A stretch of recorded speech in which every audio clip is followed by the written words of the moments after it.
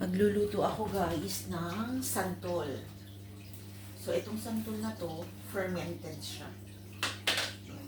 Kumbaga, inasin ng santol. Yan, galing pa siya sa Pilipinas.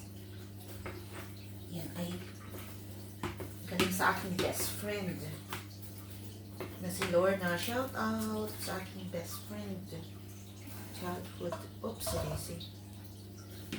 Yan, fermented siya guys. So, hindi siya masisira. Pero kailangan mo siyang hugasan ng maraming beses kasi salted.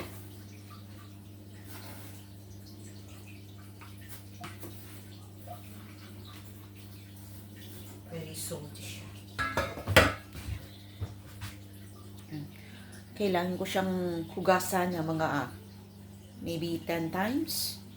Tapos pipigain bago lutuin.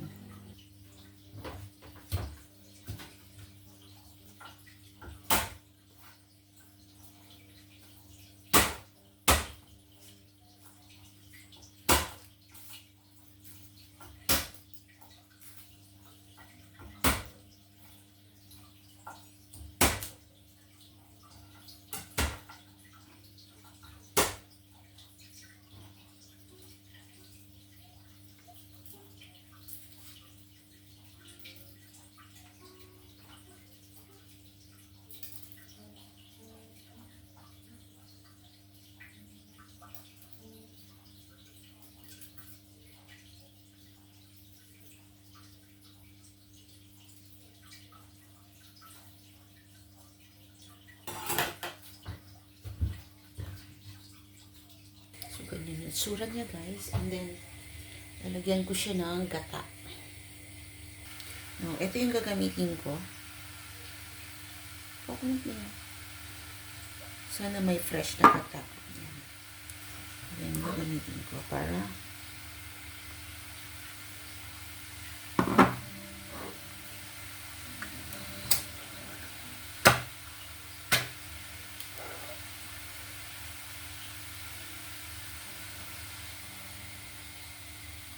nilagay ko na yung karning baboy. Para dati na yung guys nilagay kong baboy, dati ng yung tira-tira namin sa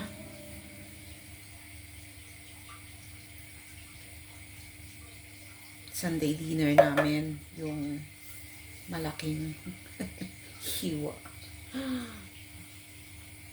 Takipan ko siya mga 20 minutes na nakatakip bago ko haluin ulit. Oh yeah, that's what you meant to. Yes, malaki yung hiwa ng baboy guys kasi alam nyo ba, leftover namin yan sa Sunday dinner. Diba magluluto ako ng gamon, ganyan. So, pag may tira kami, hindi ko tinatapon. Nilalagay ko sa freezer, tapos yan, pang siya, pang sahog siya.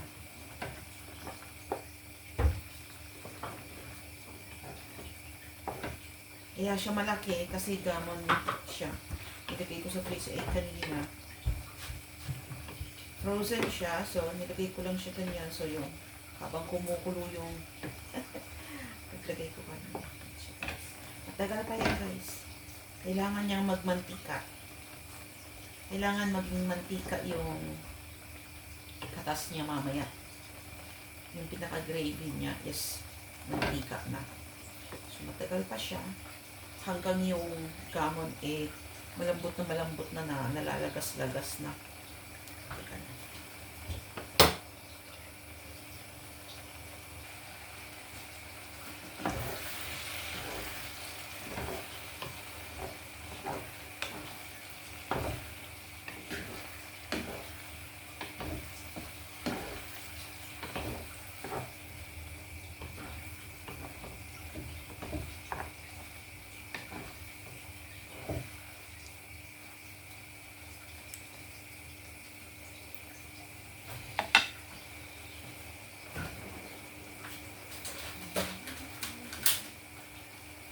Let's go po.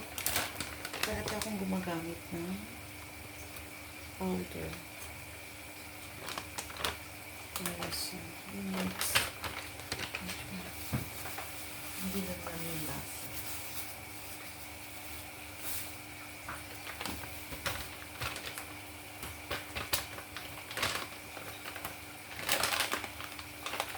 Mas masarap siya kaysa dun sa mga cubes.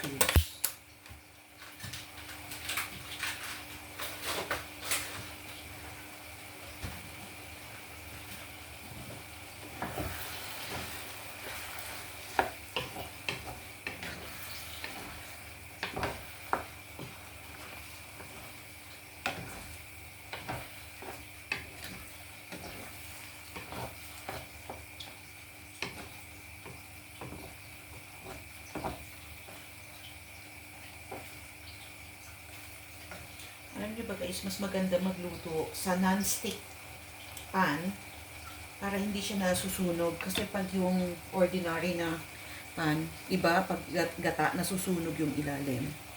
So, pag ganito non-stick, hindi siya nasusunog yung ilalim niya, yung pinakagitna niya. So, mas maganda. Pan ko pa siya, matagal pa siya.